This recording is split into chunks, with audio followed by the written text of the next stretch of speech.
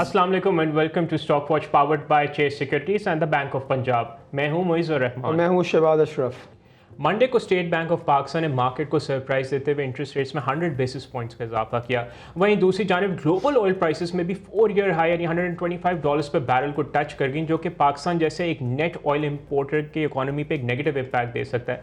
अब यहाँ पे सवाल यही है कि is this just the beginning, और जो अगली मॉनेटरी पॉलिसी कमेटी की मीटिंग होगी in June, can we see a further hike in rates, and वो कौन से मेजर बैंक्स हैं जो कि इन रेट्स हाइक के बेनिफिशरी हो सकते हैं। So stay tuned. मार्केट की परफॉर्मेंस पे नज़र डालें तो हम देखते हैं कि मंडे को मार्केट में 1000 पॉइंट्स का डिक्रीज देखा गया, और मंडे को मार्केट क्लोजर के बाद जब स्टेट बैंक ऑफ पाकिस्तान ने इंटरेस्ट रेट्स का हाइक अनाउंस किया तो ट्यूसडे को भी 1000 पॉइंट्स का ही डिक्रीज था। तो ऐसा लगा कि market had priced in the rate hike, but going forward जब हमने देखा कि वेंसडे और थर्सडे को कम्युलेटिवली मार्केट ने 5000 से ज़्यादा पॉइंट्स जो है लूज़ किए, तो ऐसा लगा कि मार्केट जो है इनकॉर्पोरेट करी अभी भी रेट हाइक, एंड ऑब्वियसली जो ऑयल प्राइसेस का हाइक था वो भी प्ले इन कर रहा था। So in the end who took the week? Let's find out in Bulls or Bears, powered by the Bank of Punjab.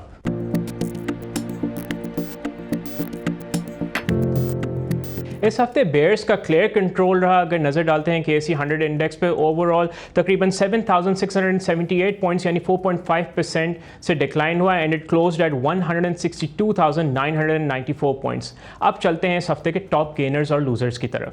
इस हफ्ते सबसे ज़्यादा इजाफा होंडा कार्स के शेयर्स में देखा गया, जो कि 25.3% से बढ़े। Mahmood Textile 7%, Indus Motors 6.6%, Pakistan Tobacco 3.6% और मिलर ट्रैक्टर्स के शेयर्स 2.4% से बढ़े। अब चलते हैं इस हफ्ते के टॉप लूजर्स पर। इस हफ्ते सबसे ज़्यादा डिक्लाइन यूसुफ वीविंग के शेयर्स में देखा गया, जो कि 21.4% से डिक्लाइन हुए। National Bank of Pakistan 17.6%, SS oil mill 16.3%, Gadoon textiles 14.9% और सुई सदर्न गैस कंपनी 13% से डिक्लाइन हुई। अब चलते हैं इस हफ्ते की बिग स्टोरी की तरफ।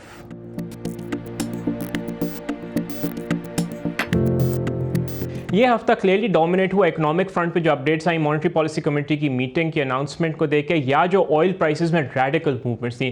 पाकिस्तान में इस हफ्ते it was clearly the surprising announcement regarding the monetary policy that led the week in terms of the updates. Inflation और सर्जिंग ऑयल प्राइसेस को काउंटर करने के लिए मॉनेटरी पॉलिसी कमेटी ने इंटरेस्ट रेट्स को 100 बेसिस पॉइंट से इजाफा करके 11.5% पे कर दिया है। Markets were seen in pressure to an extent, क्योंकि इन्वेस्टर्स इस लेवल की टाइटनिंग अभी एट दिस पॉइंट एक्सपेक्ट नहीं कर रहे थे। अगर हम टी बिल्स की बात करें तो मॉनेटरी पॉलिसी की रिफ्लेक्शन मनी मार्केट्स पे भी नजर आई। अगर हम PSX के रिजल्ट सीजन की बात करें तो in the middle of all these pressures PSX results का भी आखिरी दौर था, और वहां पे जो corporate earnings they were largely in the line of expectations. Global front पे भी सिचुएशन काफी क्रिटिकल रही। ऑयल प्राइसेस ने $125 पर बैरल को टच किया, which is almost a 4 year high. ये सर्च तब आया जब प्रेसिडेंट ट्रंप ने स्ट्रेट ऑफ हॉर्मुज का ब्लॉकेट खत्म करने से साफ इनकार कर दिया, और इस खबर को जनरली एशियन मार्केट्स ने बेरिशली रिएक्ट किया और सप्लाई चेन डिस्ट्रप्शंस का खतरा मजीद बढ़ गया है। इस हफ्ते ऑयल मार्केट्स में एक और ट्विस्ट भी आया जब यूएई ने ओपेक से एग्जिट करने का अनाउंस किया, क्योंकि यूएई अब अपनी प्रोडक्शन को अपनी मर्जी से मैनेज करना चाहता है, and according to experts this can push oil prices downwards. और अब हम चलते हैं अपने आज के गेस्ट की तरफ। हमें ज्वाइन किया है मुस्तफ़ा मुस्तंसर ने। He is the director research at Taurus securities. Mustafa, welcome to the show. Thank you for having me. Mustafa, मैं फर्स्ट क्वेश्चन आपके लिए यही है कि अभी आपने देखा मंडे को स्टेट बैंक ऑफ पाकिस्तान ने अपनी मॉनेटरी पॉलिसी का ऐलान किया। एक्सपेक्टेशन से ज़्यादा था, so it was a surprise hike. इसके पीछे आपको क्या रीजंस नज़र आते हैं, और अगर मैं आपसे पूछूं, do you think that this was the right decision? I think this was the right call. और इसमें if I recall the governor himself, so he said that कि जो monetary policy committee है उसके पास दो ही options थे कि either they wait for data to come in and adopt a reactive approach, or they be proactive and start raising the rates, because inflation का outlook जो है वो deteriorate होता हुआ तो नजर आ ही रहा था। So I think this was a very prudent and timely decision by the State Bank. अच्छा ये बताएं मुस्तफ़ा, यस हमें पता है oil price are still rising, उसका इम्पैक्ट आगे जाके नज़र भी आएगा। इन सब इंडिकेटर्स जो होंगे, स्पेशली यहाँ पे करंट अकाउंट डेफिसिट जो आगे जाके आ सकता है next few months, and even higher inflation. तो ये हमें पता है कि पहला हाइक स्टेट बैंक ने करा है after almost 2 years. Going forward, take into consideration the higher oil prices and other macroeconomic indicators, क्या समझते हैं कि ये पहला हाइक ही है, या going forward we can expect more hikes to follow in the subsequent quarters? I think most certainly we can anticipate more hikes going forward. And like if you look at के अभी जो है Brent की current price जो है वो I think $120 पर barrel भी क्रॉस कर चुकी है। तो उस सिनारियो में अगर देखा जाए तो हमारी इन्फ्लेशन जो है मुल्क में जून तक could go as high as 15-16%। तो अगर आप फॉरवर्ड बेसिस पे देखें, फॉरवर्ड लुकिंग बेसिस पे, तो your real interest rate is in negative territory. So definitely the state bank would need to increase interest rates more in order to cover that gap.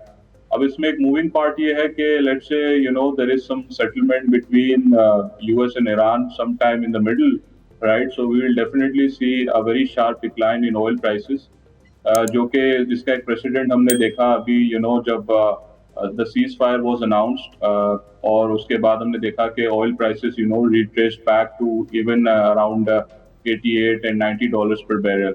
तो अगर ऐसी कोई situation होती है तो in that case the state bank may not have to increase interest rates by that much, but ये कि अगर द करंट सिनारियो चलता है और इसी लेवल पे ऑयल प्राइसेस रहती हैं गोइंग फॉरवर्ड या और ज़्यादा बढ़ जाती हैं यहाँ से, तो we can definitely expect more hikes from the state bank. Mustafa, अभी आपने जो है ऑयल के सप्लाई चेन के बारे में बात की, that oil prices have reached a 4-year high, अभी टच करके फिर 125 को अब तकरीबन 111 के अराउंड ट्रेड कर रही थी। अभी आपने रिसेंटली देखा होगा in the last 48 hours UAE की तरफ से एक announcement I, it was another surprise on the global stage के वो ओपेक को एग्जिट कर रहे हैं। अब अगर ओपेक को देखा जाए तो that makes 32% of global oil production और उसका 10% जो है वो यूएई बनाता है। मूविंग फॉरवर्ड आप इसके शॉर्ट टर्म और लॉन्ग टर्म आप क्या इंप्लीकेशंस देखते हैं ऑयल सप्लाई के लिए as well as the oil prices? I think in the short term तो जो है ज़्यादा इम्पैक्ट नज़र नहीं आता, बिकॉज पहले तो मैं बताता चलूँ कि यूएई का मकसद ओपेक को छोड़ने का बेसिकली दो रीजंस हैं बेसिकली। फर्स्टली तो ये कि ऑब्वियसली वो अपनी जो है प्रोडक्शन वो बढ़ाना चाहते हैं and they don't want to restrict themselves to the quota set by the cartel। और दूसरा ये भी है कि OPEC itself is dominated by the Saudis। तो अभी इस वक्त जो आपस में उनका थोड़ा सा जो ताल्लुकात हैं थोड़े से बेहतर नहीं है इस वक्त यूएई और सऊदी अरब के। तो मेनली तो ये दो रीजंस हैं why they want to leave OPEC। And थोड़ा सा लॉन्गर टर्म में अगर देखें तो what they want to do is के सिंस यूएई की जो ब्रेक इवन ऑयल प्राइस है it's less than Saudi Arabia and तो basically what they want is के they want to flood the market with their oil and basically enter into a sort of a price war with Saudi Arabia as well. तो ये भी एक aspect है इसका। Now as far as के इसका impact prices पे किस तरह से आता है, तो यूएई को अभी मसला वही है जो पूरी दुनिया में है कि the Strait of Hormuz it's is the main और the primary supply route right now, right. तो जब तक वो ब्लॉकेड में है तो आई डोंट थिंक कि यूएई इतनी सप्लाई मार्केट में ला सकेगा इन एनी केस। हाँ, अगर ब्लॉकेड हट जाता है तो देन वी मे सी कि यूएई जो अपनी प्रोडक्शन को काफी अग्रेसिवली रैंप अप कर सकता है and that could lead to sharp decline in oil prices as well. अच्छा, हम उसका ये बताएंगे, येस वी नो कि हाई ऑयल प्राइसेस आर ऊपर ही जा रही हैं, 4-year हाई है and budget is just around the corner. कुछ तकरीबन मई मिडिल में बजट अनाउंस होगा। तो taken to consideration the high oil prices, budget will be a challenge for the government of Pakistan. तो आप क्या समझते हैं जो अपकमिंग बजट होगा इसमें क्या की टोन होगी गवर्नमेंट की और क्या चेंजेस आ सकते हैं compare to the last budget we saw last year? I don't really expect a lot of relief from the government right now because एक तो ये कि since we are in an IMF program तो budget जो भी होगा हमारा that would be dictated by the targets जो कि IMF के साथ हम agree करते हैं for the primary surplus and overall budget deficit plus revenue targets and all। तो बहुत ज़्यादा रिलीफ मुझे नहीं लगता कि गवर्नमेंट की तरफ से मिलेगा, बट वी मे सी कि गवर्नमेंट जो है जो टारगेटेड सब्सिडीज का जो उसका प्रोग्राम है उसको कंटिन्यू करे, जिसमें वो भी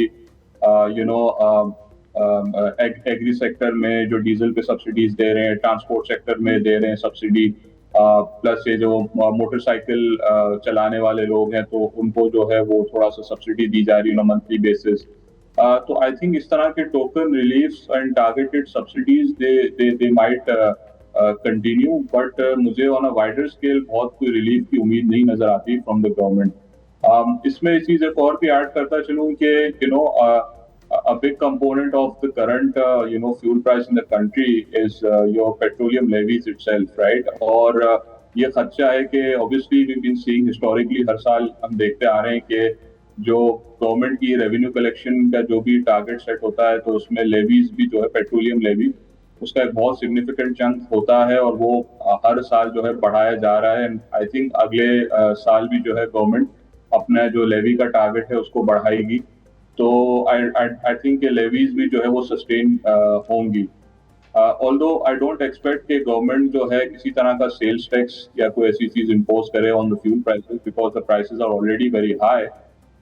बट इसके अलावा कोई और रिलीफ मुझे नजर नहीं आता कि गवर्नमेंट जो है वो ऑफर करने की पोजीशन में है इस वक्त। ओके मुस्तफ़ा, अगर आप ये देखें कि IMF की जो एग्जीक्यूटिव बोर्ड मीटिंग अराउंड 8 मई को है, वे एक्सपेक्ट कि जो IMF की जो नई ट्रांच रिलीज़ होगी, आई थिंक IMF का एक फोकस है ऑन ट्रेजरी सिंगल अकाउंट। तो आप कुछ बता सकते हैं वैसे what is exactly TSA treasury single account और इसकी implications ऑन बैंकिंग सेक्टर में, specially on banks which have a good chunk of deposit और विच आर स्टेट डिपॉजिट्स हैं, उसकी क्या इम्प्लीकेशन हो सकती है? देखिए ट्रेजरी सिंगल अकाउंट जो है इसके पीछे फिलॉसफी बड़ी सिंपल सी है कि IMF चाहता है कि जो पाकिस्तान की जो पब्लिक डेट की जो नंबर है तो वो जो है मतलब जो वो सही से रिफ्लेक्ट हो इन द सेंस के जो डेट गवर्नमेंट वो करती है स्टेट बैंक को या दूसरे इंस्टीट्यूशंस को जिसमें आपके शेड्यूल्ड बैंक्स वगैरह भी हैं, तो उसके साथ साथ गवर्नमेंट की डेट के साथ साथ गवर्नमेंट के अपने डिपॉजिट्स, गवर्नमेंट की जो एजेंसीज हैं, मिनिस्ट्रीज हैं, जो स्टेट ओन कंपनीज हैं, इनके डिपॉजिट्स भी इन बैंक्स में हैं। तो अगर हम नेट बेसिस पे देखें तो गवर्नमेंट का जो एक्सपोजर है वो इतना नहीं है जितना रिपोर्ट हो रहा है। मतलब रिपोर्ट ज्यादा हो रहा है बट इन एक्चुअल सेंस अगर हम उसमें से गवर्नमेंट के डिपॉजिट्स को सब्ट्रैक्ट कर दें तो गवर्नमेंट की जो डेट है वो नीचे आ जाती है, वो फिगर कम हो जाती है। IMF जो है वो ये चीज एम्फेसाइज कर रहा है कि एक ट्रू पिक्चर नजर आए कि गवर्नमेंट की एग्जैक्ट जो डेट है या उसकी ऑब्लिगेशंस है उसकी क्या पोजीशन है। तो एक रीजन, इसका सबसे बड़ा रीजन ट्रेजरी सिंगल अकाउंट लाने का वो यही है।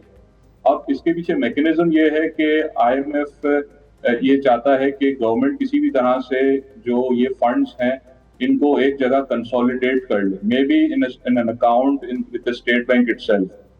तो ये इसके पीछे एक आइडिया है। अब ये कि ऑब्वियसली इसमें गवर्नमेंट के जब डिपॉजिट्स कमर्शियल बैंक्स में होते हैं तो उसके ऊपर जो है गवर्नमेंट को रिटर्न भी मिलता है, but at the same time की गवर्नमेंट जो है उन्हीं कमर्शियल बैंक से जो है वो कर्जा भी ले रही है और उसके ऊपर भी जो है गवर्नमेंट जो है वो एक कॉस्ट पेयर करती है।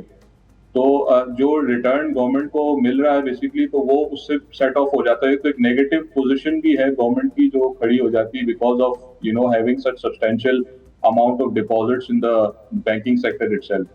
तो मैकेनिज्म जो है इसका गवर्नमेंट जिस तरह जो बेसिकली जो रूल्स लाए गए और जो इसमें असेंबली वगैरह में भी इस चीज को डिस्कस किया गया, इसका बेसिक मैकेनिज्म ये है कि ये प्रपोज किया गया है कि जिन कमर्शियल बैंक्स के अंदर जो है गवर्नमेंट के डिपॉजिट्स हैं तो उनको सरेंडर किया जाए stage wise with the state bank.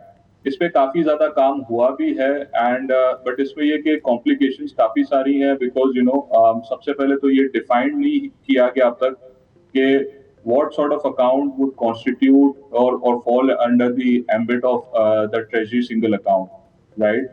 इसमें एक चीज पे तो क्लैरिटी है कि लेट्स से फेडरल गवर्नमेंट के जो अकाउंट्स हैं उनको तो आप फ्लैग कर सकते हैं कि चले ये राइट अवे गवर्नमेंट के, बट इसमें जैसे ये कि क्या treasury single account provincial government के डिपॉजिट्स पे अप्लाई होता है, क्या वो जो ऑटोनोमस बॉडीज हैं या सेमी ऑटोनोमस बॉडीज हैं उनके अकाउंट्स पे भी जो है वो चीज इम्पैक्ट करती है और उनको किस तरह से सरेंडर किया जाएगा बिकॉज आपको अप्रूवल चाहिए मिनिस्ट्रीज की, एक पूरे ब्यूरोक्रेटिक प्रोसेस है इसके पीछे एक अकाउंट को सरेंडर करने के लिए। तो it's a very long process itself and जैसे मैंने कहा इसमें कॉम्प्लिकेशंस भी बहुत हैं कि आप कैसे डिफाइन करेंगे कि कौन सा डिपॉजिट जो है वो इसके एम्बिट में फॉल करेगा। But the crux of the thing is कि IMF फंड्स के जो भी गवर्नमेंट का पैसा शेड्यूल्ड बैंक्स में पड़ा हुआ है, चाहे वो किसी भी फॉर्म में हो फेडरल गवर्नमेंट का हो, प्रोविंशियल का हो, इसका हो, जो भी मतलब दे बेसिकली वांट कि गवर्नमेंट का जो भी डिपॉजिट्स हैं वो एक जगह कंसोलिडेट हो जाए विद द स्टेट बैंक,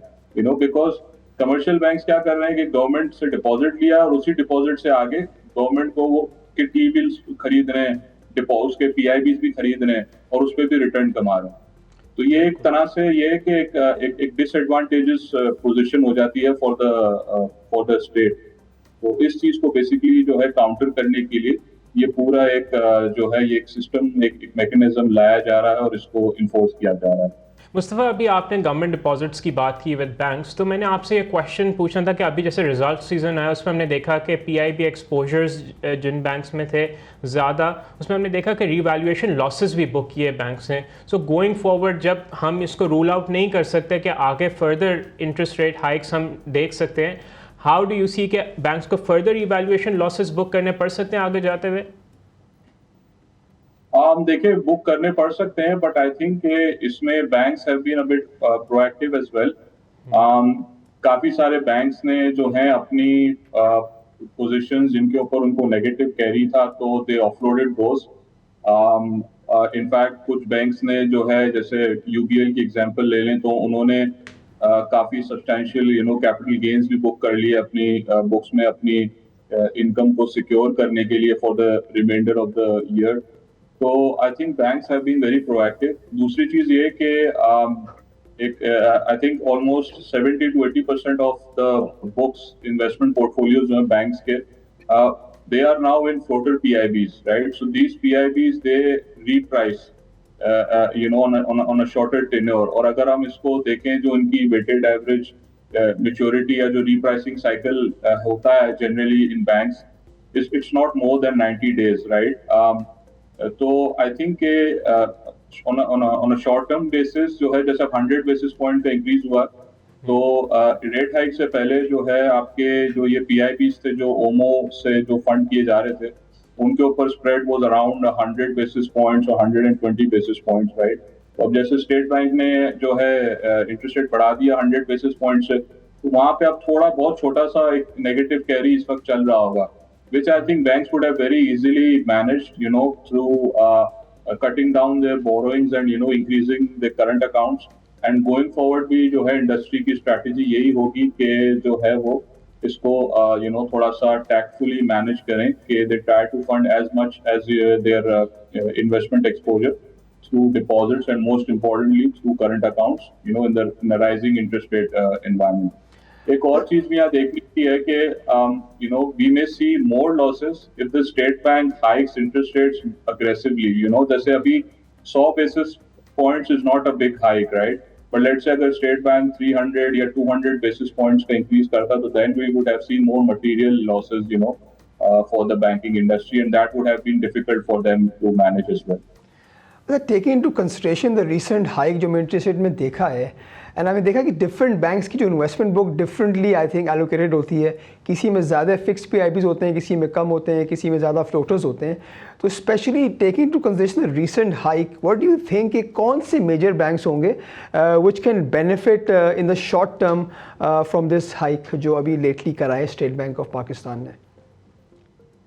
देखिए, आई कैन कोट यू जैसे bank Alfalah, I can coat you उन्होंने जो है अपनी ओमो पोजीशंस काफी एग्रेसिवली ऑफलोड कर दी थी अप टू मार्च क्वार्टर। अगर आप दिसंबर से कंपेयर करें तो आई थिंक मोर देन 80% जो है वो उन्होंने अपनी बैलेंस शीट को जो है डीलेवरेज कर दिया था।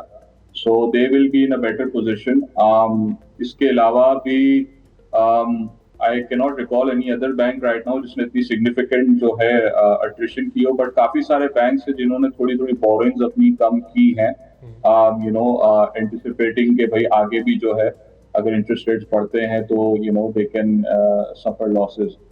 मैं आपको ये जरूर बता सकता हूँ कि जैसे UBL for example, उसकी जो है बैलेंस शीट का काफी substantial portion is being financed through OMO borrowings, right? So that will be a bank on a जो कि बहुत ज्यादा negatively affect हो सकता है because of rising interest rates right now।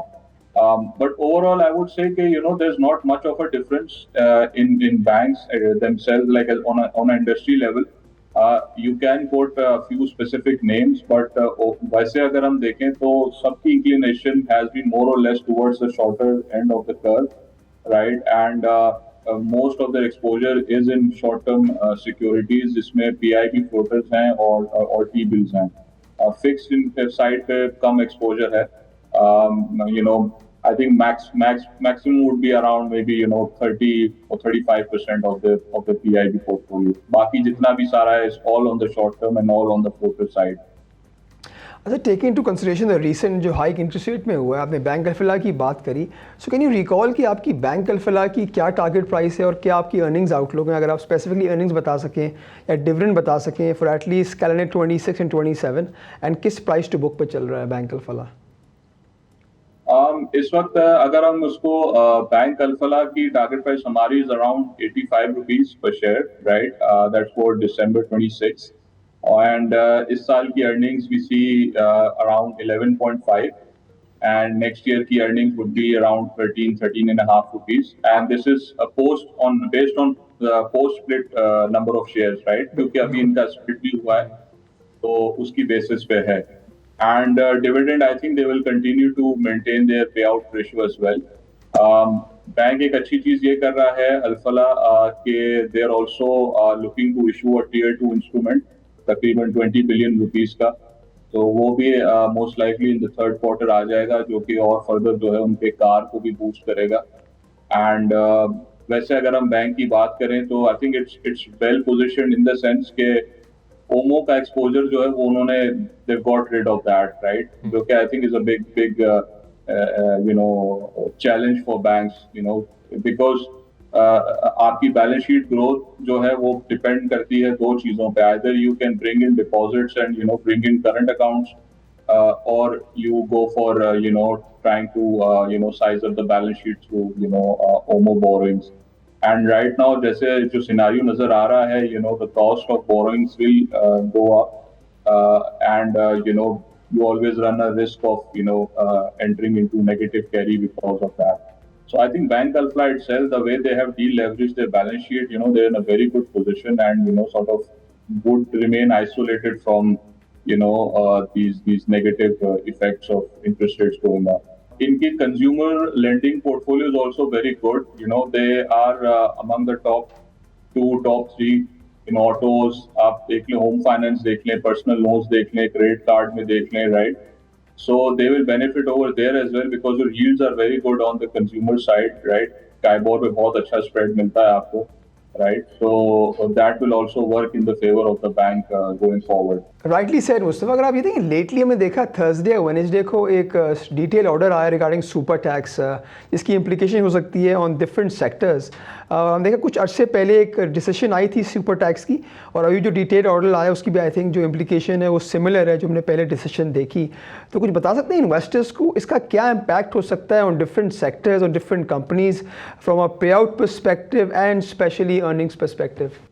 देखिए, सुपर टैक्स का जो है matter that was challenge in the federal constitutional court, right? और फिर उसके ऊपर फेडरल FCC का जो है बेसिकली उसका वर्डिक्ट आया था, जिसमें उन्होंने कहा था कि सुपर टैक्स जो है उसको लेवी करना is legal under the law, और जिन कंपनीज ने सुपर टैक्स जमा नहीं कराया so they were made bound to deposit the same with FBR. तो तकरीबन अगर हम पूरे इंडस्ट्री लेवल पे बात करें, मतलब सारी इंडस्ट्रीज को मिला के, तो तकरीबन 300 बिलियन रुपीस की अमाउंट बनती है, जो कि फेडरल एक्सचेकर को जो है वो जानी है. इसके ऊपर जो है FBR ने ये रिलीफ जरूर दिया है कि उनको इंस्टॉलमेंट्स का ऑप्शन दे दिया है टू द अफेक्टेड कंपनीज.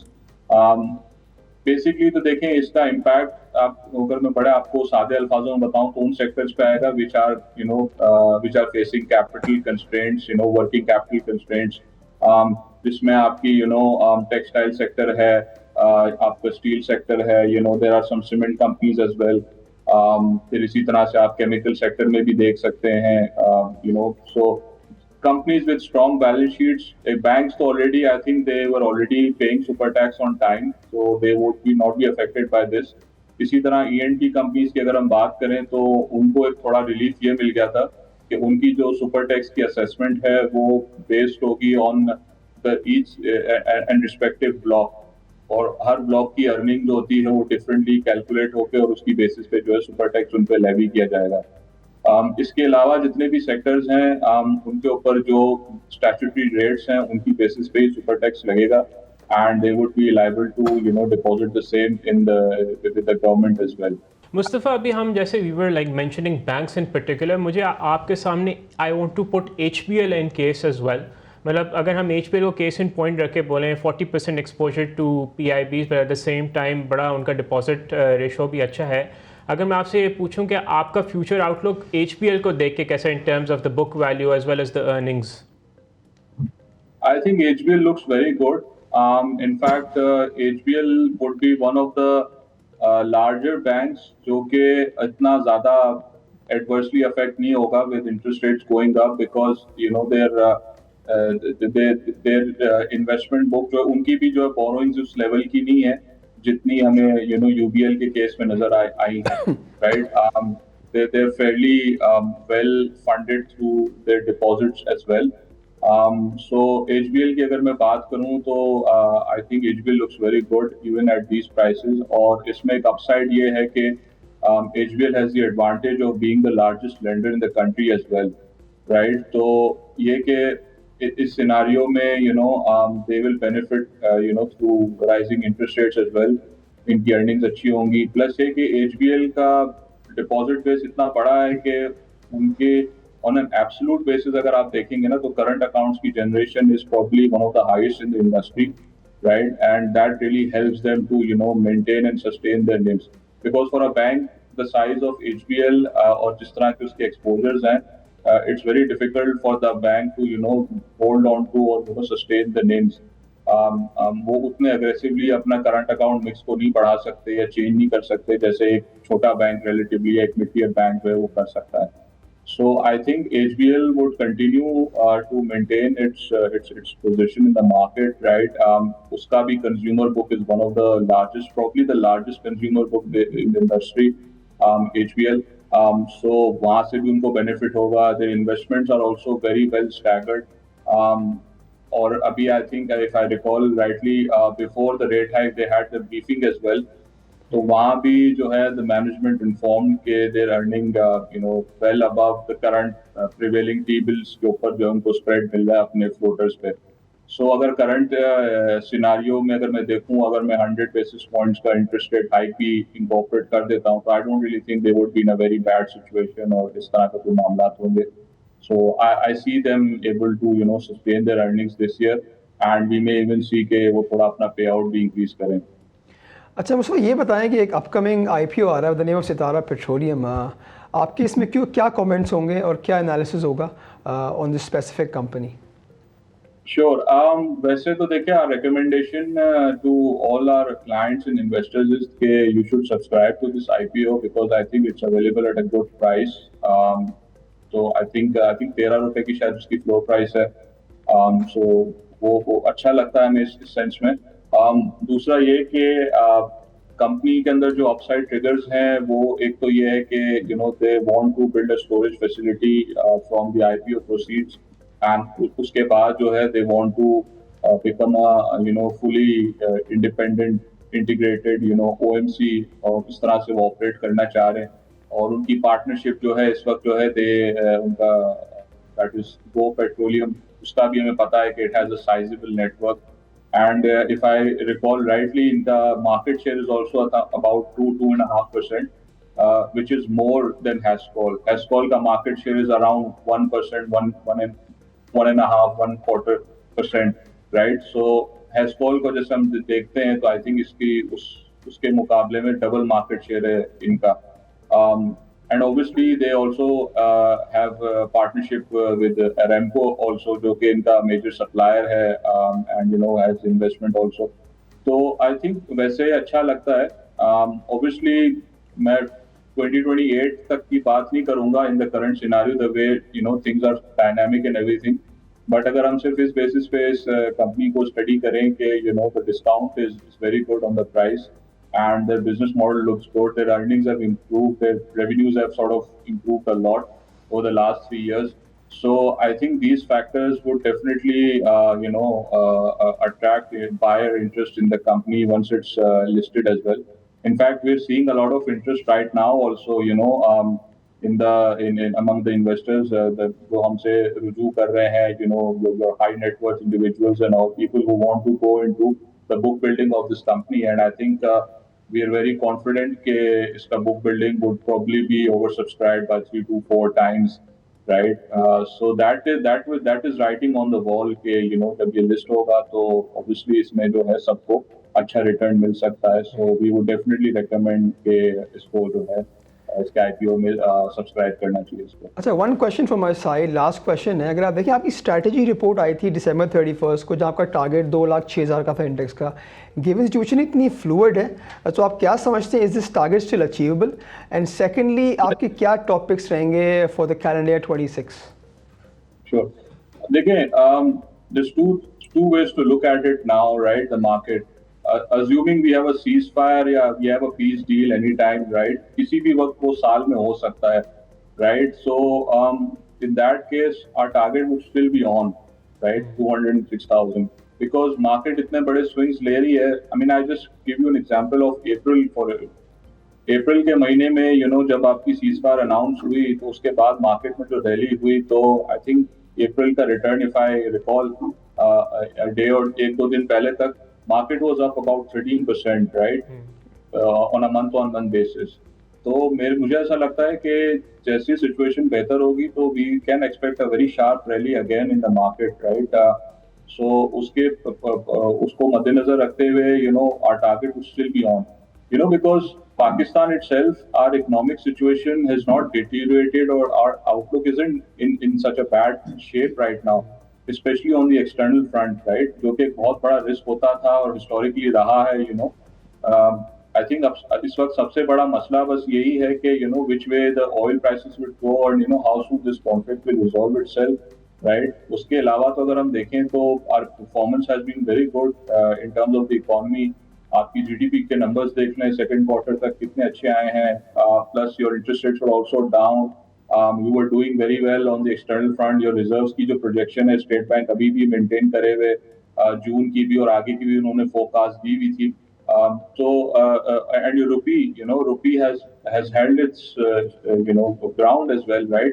ऐसे critical मोमेंट्स के अंदर भी we saw that the rupee appreciated. जब पीक वॉर चल रही थी उस वक्त रुपी आपका अप्रिशिएट कर रहा था. There is a lot of stability and confidence in your FX markets as well right now. So I think all those factors and all these fundamentals are still and would still be in play. As soon as we have some resolution of this conflict. दूसरा तरीका इसको देखने का ये है index target का कि assuming if this scenario continues, right, so definitely उस केस के अंदर तो we don't really foresee the market hitting 200,000, but ये कि उस केस के अंदर जो है we do see the market consolidate somewhere around 175,000 के लेवल पे. उससे ज्यादा हमें मार्केट में अपसाइड नजर नहीं आता because of this geopolitical thing. Topics पे अगर मैं आता जाऊं तो आवर टॉपिक्स बैंक्स से अगर हम शुरू कर लें तो bank Alfalah, bank of Punjab, HBL, MCB and Mizan. These would be our topics in banks. Fertilizer sector में we like FFC. फिर इसी तरह से सीमेंट की अगर मैं बात कर लूँ तो लकी सीमेंट, फौजी cement and maple leaf. Steel sector के अंदर we like ISL. INIL is also very good. फिर थोड़ा सा अगर मैं ऑटो के अंदर बात कर लूँ तो ऑटो में एचकार, इंडू, मिलर tractor. Oil and gas sector की बात कर लूँ तो OGDC, PPL, मारी. फिर केमिकल पे अगर हम आ जाते हैं तो वहाँ भी जो है you can look at PPCL. अभी अच्छा अंडर प्राइस है, उसमें आपको चेंज नजर आ सकता है बिल्कुल. If the gas issues are resolve. इसी के साथ साथ जो है refinery sector is doing very well. और जैसे जैसे ऑयल प्राइस बढ़ती जा रही है, गवर्नमेंट प्राइस बढ़ाती जा रही है, we saw the results of the current quarter as well. जिस तरह की ग्रोथ रिफाइनरीज में हमें नजर आई, और अगला क्वार्टर भी जो है we are very confident earnings would be very good. तो रिफाइनरीज को देखा जा सकता है. You can even look at pharma sector as well. Pharma sector के अंदर good thing is that the debt levels are come down, right? So they don't really run that risk of PPs and finance costs अगर interest rates अब बढ़ जाते हैं, जो कि आज से 2-3 साल पहले थे.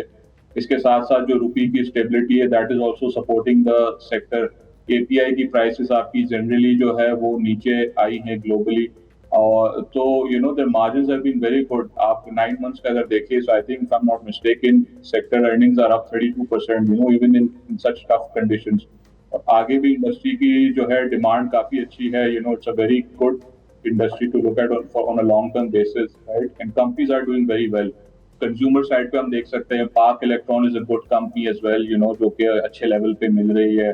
There business also improving a lot.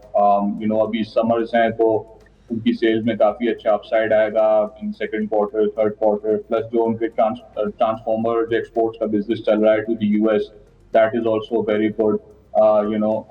Hike देख रहे हैं हम. फिर एक कंपनी है PIBTL एज वेल, उसकी भी आप देखिए अर्निंग्स में बहुत अच्छा अपसाइड आया. There's been a revival in the company, क्योंकि आपके जो अफगान कोल की इंपोर्ट जैसे ही बंद हुई है, तो योर एंटायर कंट्री का जो आपका manufacturing sector is now reliant on, जिसको कोल चाहिए, इट्स मोर और लेस रिलायंट ऑन इम्पोर्टिंग कोल. और कोल जो इम्पोर्ट होता है वो PIBTL के थ्रू होता है इन द कंट्री. सो ये भी एक कंपनी है जिसको जो है आप देख सकते हैं फॉर योर पोर्टफोलियो. अगर आपको ये वीडियो पसंद आ रही है तो अभी सब्सक्राइब करें. Thank you Mustafa. और अब हम नज़र डालते हैं नेक्स्ट वीक के कुछ इंपॉर्टेंट इवेंट्स की तरफ. मंडे को ब्लू एक्स लिमिटेड का थर्ड क्वार्टर फाइनेंशियल ईयर 26 के रिजल्ट्स आएंगे. CPI का नंबर्स भी मंडे को आएंगे. थर्सडे को फॉरेक्स के नंबर्स आएंगे और फ्राइडे को SPI के नंबर्स आएंगे. अब हम चलते हैं उन कंपनीज की तरफ जो कि next week ex dividend trade होंगी. EFU लाइफ इंश्योरेंस जिसने 1.5 रुपीज़ का डिविडेंड अनाउंस किया था वो 4 मई को एक्स ट्रेड होगा. बैंक अल हबीब जिसने 3.5 रुपीज़ का डिविडेंड अनाउंस किया था वो 4 मई को एक्स ट्रेड होगा. एंग्रो फर्टिलाइजर जिसने 2 रुपीज़ का डिविडेंड अनाउंस किया था वो भी 4 मई को एक्स ट्रेड होगा. बैंक अल्फला जिसने 1.5 रुपीज़ का डिविडेंड अनाउंस किया था वो 5 मई को एक्स ट्रेड होगा. हबीब मेट्रोपॉलिटन बैंक जिसने 2.5 रुपीज़ का डिविडेंड अनाउंस किया था वो भी 5 मई को एक्स ट्रेड होगा. इसके अलावा MCB जिसने 9 रुपीज़, मीज़ान बैंक 7.5 रुपीज़ और हबको ने 5 रुपीज़ के डिविडेंड्स अनाउंस किए थे, और ये तीनों कंपनीज 5 मई को एक्स ट्रेड होंगी. इसके अलावा अगर हम देखें तो अस्करी बैंक ने 2 रुपीज़ का डिविडेंड अनाउंस किया था. इंडस मोटर्स ने 51 रुपीज़ का डिविडेंड अनाउंस किया था. ये दोनों कंपनीज भी 7 मई को एक्स ट्रेड होंगी. इसके अलावा निशात चूनिया पावर लिमिटेड ने 1.5 रुपीज़ का डिविडेंड अनाउंस किया. निशात पावर लिमिटेड ने 1.5 रुपीज़ का डिविडेंड अनाउंस किया. PTC ने 35 रुपीज़ का डिविडेंड अनाउंस किया और यूनिलीवर फूड्स लिमिटेड ने 331 रुपीज़ का डिविडेंड अनाउंस किया. ये चारों कंपनीज 8 मई को एक्स ट्रेड होंगी. अब हम चलते हैं चेस सिक्योरिटीज कैंडल टॉक की तरफ.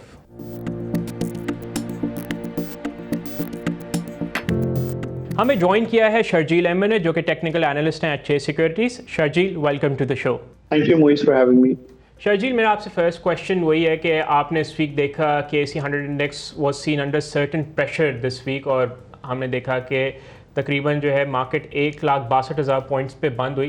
तो आपके टेक्निकल चार्ट्स क्या बता रहे हैं इंडेक्स के वाले से? एंड इस वीक तो हमने देखा कि 160,000 का सपोर्ट लेवल मार्केट को मिल गया. How do you see this support level going forward?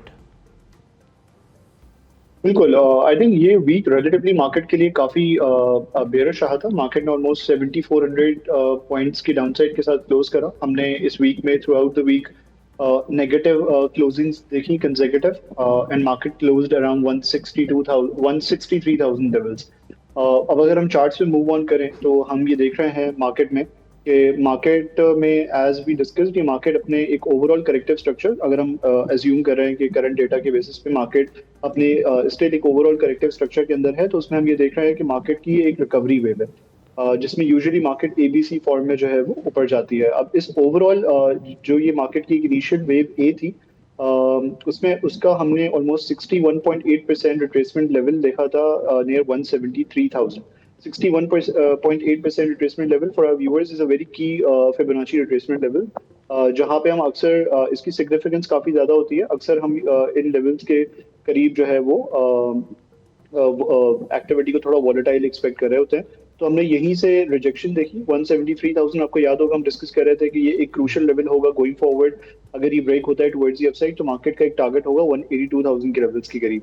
और अगर ऐसा नहीं होता है तो फिर हम मार्केट को एक रेंज में ट्रेड करता हुआ देखेंगे, जिस रेंज का bottom near this channel retest हो सकता है, जो अब 166,000 के लेवल्स के करीब है। टुवर्ड्स दी अपसाइड इस रेंज का टॉप 173,000 के लेवल्स के करीब रहेगा। अनफॉर्चुनेटली वीकली क्लोजिंग मार्केट की कंपैरेटिवली थोड़ी वीक रही और हमने मार्केट को देखा कि मार्केट ने इस चैनल के रीटेस्ट लेवल को भी ब्रेक करा और क्लोज करा इसके नीचे। ऑलमोस्ट लास्ट सेशन में हमने ये देखा कि इसने ऑलमोस्ट 2800 पॉइंट्स की डाउनसाइड के साथ क्लोज करा। अब फिलहाल तो मार्केट की क्लोजिंग रिलेटिवली थोड़ी वीक है। नेक्स्ट वीक हम ये देखेंगे कि 166,000 के लेवल्स के करीब मार्केट को एक रेजिस्टेंस का सामना करना पड़ेगा और मार्केट जब तक इस पर्टिकुलर लेवल के नीचे है तो हम मार्केट में थोड़ी वीकनेस ही कंटिन्यू होती हुई देख सकते हैं। Initial support level we expecting कि 160,000 के लेवल्स के करीब रहेंगी, जो कि हमारे इस वीक का लो भी था। हमने लास्ट सेशन में इन्हीं लेवल से रिकवरी देखी मार्केट में। उसके बाद फिर हम ऑब्वियसली हमने काफी दफा डिस्कस करा था, आपको याद होगा जब market was on it's way down कि EMA 200 की सिग्निफिकेंस या 200 मूविंग एवरेज की सिग्निफिकेंस काफी ज्यादा रहती है। तो इस यहीं पे ऑलमोस्ट 158,000 के लेवल्स के करीब हम इसको भी टेस्ट होता हुआ देखेंगे अगर मार्केट में डाउनसाइड कंटिन्यू रहती है तो। टुवर्ड्स दी अपसाइड अगेन हमारा यही व्यू है कि 166,000 फिलहाल अभी रेजिस्टेंस को एक्ट करेगा और मार्केट इसके नीचे थोड़ी वीक एक्टिविटी शो कर सकती है। ये लेवल्स गोइंग फॉरवर्ड ब्रेक होंगे तो फिर हम अगेन इन्हीं लेवल्स को टेस्ट होता हुआ देखेंगे। शजील, अगर हम HBL की बात करें स्पेसिफिकली, इस हफ्ते हमने देखा इसकी मार्केट परफॉर्मेंस काफ़ी नेगेटिव रही। It was a laggard in the market. However इसका रिजल्ट देखें इन दिसंबर एंडिंग क्वार्टर और जो मार्च एंडिंग क्वार्टर काफ़ी डिसेंट रहे हैं। पर ऑन टेक्निकल बेसिस आपको चार्ट्स क्या बता रहे हैं HBL के बारे में? बिल्कुल, इसी तरीके से हमने HBL में भी कुछ इसी तरह की एक्टिविटी विटनेस करी, जहाँ पे एक एक्सटेंडेड करेक्टिव वेव के बाद इसमें एक रिकवरी वेव हमने बनती हुई देखी। अगर हम चार्ट्स में मूव करें तो last time around when we discussed HBL, तो HBL was approaching this wedge retest level around 260. अब this wedge was always very significant. हमने डिस्कस करा था कि towards the upside as well as towards the downside हमने इसको multiple time test होता हुआ देखा। मार्केट ने इसको काफी रिलीजियसली रिस्पेक्ट दी है। लास्ट टाइम अराउंड भी जब इसका ब्रेकआउट हुआ था तो इस पर्टिकुलर इस वेज को ब्रेक करने के बाद इसने रीटेस्ट करा था और वहां से हमने रैली को एक्सटेंड होता हुआ देखा था। On it's way down recently हमने ये देखा जब ये करेक्टिव वेव में नीचे आ रहा था तो एक दफा तो इसने रिस्पेक्ट दी और वहां से रिकवर करा, but when it felt again तो उसके बाद ये it failed to respect this wedge retest level और ये इसने स्ट्रगल ही करा और एक शार्प लो डिफाइन करा इनसाइड ऑफ दिस वेज। अब ये एक शार्प लो था, उसके बाद हमने ये देखा कि जब ये रिकवर करके इसके ऊपर सेटल हुआ तो उसके बाद हमने अगेन इसके अंदर एक अच्छी करेक्शन देखी टुवर्ड्स द अपसाइड, जहां पे इसने 318 के लेवल्स का हाई लगाया। हमने ये देखा इसने इस ओवरऑल करेक्टिव वेव का almost 61.8% like exactly like index इसने टेस्ट करा और उसके बाद फिर हमने इसके अंदर जो है वो प्रॉफिट टेकिंग होती हुई देखी है। अब अगेन स्ट्रैटेजी यही है considering the current data set कि अगर इसने अपनी करेक्टिव वेव को कंप्लीट कर लिया है और ये अपनी एक रिकवरी वेव में एंटर हुआ है तो इसमें any dip towards downside would be an opportunity to accumulate ideally near again the wedge retest level. तो ideal accumulation levels would be around 267, जहाँ पे ये अपने वेज 268, जहाँ पे ये अपने इसी वेज को रीटेस्ट करेगा। हमने देखा कि जो इसका लास्ट सेशन का लो था, थर्सडे के सेशन का लो था, दैट वाज अराउंड 271। तो ऑलमोस्ट इसने इन लेवल्स को अप्रोच करा था, वहीं से रिकवरी आई थी। तो अगेन अगर हमें अगले हफ्ते में या आने वाले सेशंस में इन लेवल्स को ये अप्रोच करता हुआ नजर आता है तो खासतौर पर ट्रेडर्स के लिए it's going to be a low risk accumulation opportunity with tight stop losses inside of this wedge. Towards the upside however we believe to 90 के लेवल्स के करीब इनिशियल प्रॉफिट टेकिंग लेवल्स होंगे, followed by next target levels again जो previous target levels है, again उन्हीं target levels के साथ हमें प्ले करना चाहिए। 305 के लेवल्स के करीब इसका सेकंड टारगेट लेवल होगा। ओके, अगर हम सेकंड स्टॉक की बात करें एग्रो फर्टिलाइज़र की, परफॉर्मेंस की काफ़ी फ्लैटिश रही। वीक ऑन वीक तकरीबन फ्लैट बंद हुआ है। आई नो कि इसके डिविडेंड यील्ड भी एक अच्छी होती है और इसका रिजल्ट भी काफ़ी डिसेंट आया था, पर ऑन टेक्निकल बेसिस इसके क्या सपोर्ट और क्या रेजिस्टेंस है फॉर द गोइंग फॉरवर्ड? बिल्कुल, आई थिंक ईफेड पे भी जो हमने ये देखा है कि इसमें एक मल्टी और ट्रेंड लाइन है जिसको ये काफ़ी टाइम से रिस्पेक्ट देता हुआ आ रहा है और ड्यूरिंग दिस टाइम जब हमने देखा था कि इसके अंदर एक करेक्टिव वेव बनी थी जहाँ पे इसने ऑलमोस्ट 263 का हाई लगाने के बाद जब इसके अंदर करेक्टिव वेव अनलॉक हुई थी तो ऑलमोस्ट इसी पर्टिकुलर ट्रेंड लाइन सपोर्ट के करीब से हमने इसके अंदर एक बाउंस बैक देखा था। अब इसमें व्यू ये बन रहा है कि अगेन अगर यही स्ट्रैटेजी रहेगी कि अगर ये गोइंग फॉरवर्ड अपने इन सपोर्ट लेवल्स को अप्रोच करता है तो ये एक वापस से अच्छी एक्यूमुलेशन अपॉर्चुनिटी हो सकती है और हम इसी रेंज में इस स्टॉक को ट्रेड करता हुआ देख सकते हैं 195 186 के levels going forward would be good accumulation levels towards the upside however we believe 210 के लेवल्स के करीब जो हमारे पहले जो हमने टारगेट लेवल्स डिफाइन करे थे और उनको अप्रोच होता हुआ देखा था तो इसी रेंज को अगर हम रिस्पेक्ट होता हुआ देखते हैं उसके अंदर रेंज प्ले कंटिन्यू होता हुआ देखते हैं तो इस रेंज का एक टारगेट लेवल होगा 210 के लेवल्स की करीब followed by the next target level at 220। अच्छा ओके, हम लास्ट स्टॉक की अगर हम बात कर लें for the day pi BTL, हमने देखा है कि इसकी परफॉर्मेंस काफ़ी लैगर्ड रही, वीक ऑन वीक परफॉर्मेंस तकरीबन 7% वीक ऑन वीक नीचे बंद हुआ है। But when it comes to retail side काफ़ी एक फेवरेट स्टॉक है रिटेल का, अच्छे वॉल्यूम्स भी होते हैं, हाई बीटा भी है, हमें पता है बिकॉज ऑफ अफगानिस्तान क्लोजर जो है सारी जो आपकी कोल की इंपोर्ट्स है थ्रू पीआई बीटीएल ही आती है। But on technical basis charts क्या बता रहे हैं अबाउट दिस स्टॉक? बिल्कुल, आई थिंक पीआई बीटीएल में हमने ये देखा है कि अगर हम चार्ट्स में मूव करें तो इसमें एक चैनल है जिसके जब ऑब्वियसली इसके अंदर ट्रेड करता था तो एक ट्रेडिंग स्ट्रैटेजी होती थी इस चैनल के बॉटम के करीब एक्यूमुलेट किया जाए और इस चैनल के टॉप के करीब प्रॉफिट टेकिंग की जाए। मल्टीपल इंस्टेंसेस पे हमने ये देखा कि ये एक काफ़ी वैलिड चैनल रहा था। लास्ट ईयर अगस्त में हमने देखा ये इस चैनल का ब्रेकआउट हुआ था, उसके बाद इसको रीटेस्ट करा, वहां से फिर हमने इसके अंदर एक एग्रेसिव मोमेंटम बनता हुआ देखा था। टॉप इसने लगाया था 23 के लेवल्स के करीब, वहां से इसके अंदर एक करेक्टिव वेव अनलॉक हुई थी और इसी चैनल के को रीटेस्ट करते हुए नियर 13.5 की रेंज जो हमने प्रीवियसली मेंशन करी थी इसके अंदर एक रिकवरी वेव बनी। अब इसमें अगेन स्ट्रैटेजी यही रहेगी कि इसी चैनल के अराउंड प्ले करना चाहिए। इस चैनल का रीटेस्ट लेवल अब is going to be around 13.5 to 14, so any dip near this range would be a good buying opportunity in the stock. Towards the upside, however, we believe 15 के levels के करीब इसके initial target profit taking levels होंगे, followed by the next target levels at 16.2. Thank you Sharjeel. और अब हम चलते हैं एक्सपर्ट्स टेक की तरफ।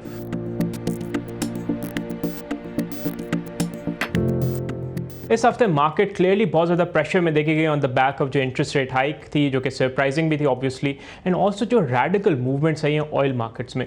Shahbaz, your take for next week. मुझे आप देखिए टेक्निकल बेसिस पे थोड़ी मार्केट नेगेटिव क्लोज हुई है, हमें ये भी मालूम है कि रिजल्ट सीजन ऑलमोस्ट ओवर हो गया, तो लैक ऑफ ट्रिगर्स की वजह से हमें लगता है नेक्स्ट वीक मार्केट थोड़ी रेंज बाउंड रह सकती है। हाउएवर अगर कोई एग्रीमेंट होता है बिटवीन यूएस एंड इरान तो मार्केट उसको पॉजिटिव रिएक्ट करेगी।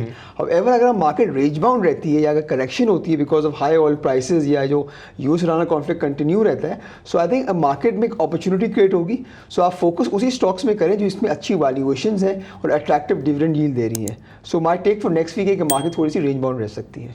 Thank you Shahbaz. That's it for today show. आपसे अब मुलाकात होगी नेक्स्ट वीक। टिल देन अपना बहुत ख्याल रखिएगा। Have a lovely weekend. अल्लाह हाफिज़।